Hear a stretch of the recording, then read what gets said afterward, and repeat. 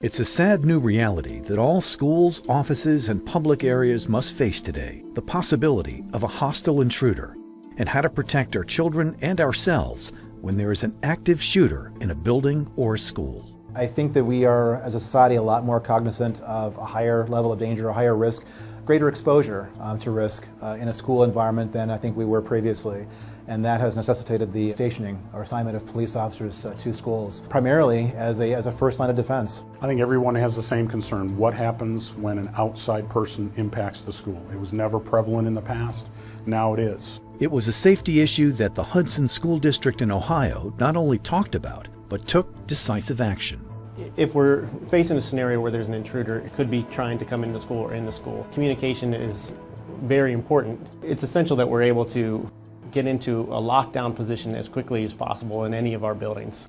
And that involves notifying our staff that there is a lockdown in place, and then our staff quickly following the drilled procedures in order to enter into a lockdown situation. And that means all of our doors are secured throughout the entire school buildings. That additional layer of safety solution was found by barricading the doors with a system called Bearacade, a strong yet simple door control device that quickly locks the intruder out while keeping the students protected in their classroom, adding precious time until first responders can arrive. The minutes that a barricade might buy the people in that room will be the minutes that it takes to stop the assailant before that assailant gets to them. And that's what's so critical about this Bearacade device, is that ability to safely keep the children inside when there's someone from the outside trying to get in.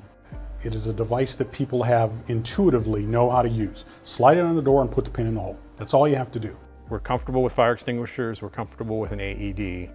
So what's the next step in life safety for a school, an organization, a hospital, or some business? So the design was, how can I make something very simple, intuitive, quick to deploy as a civilian response before the good guys get there?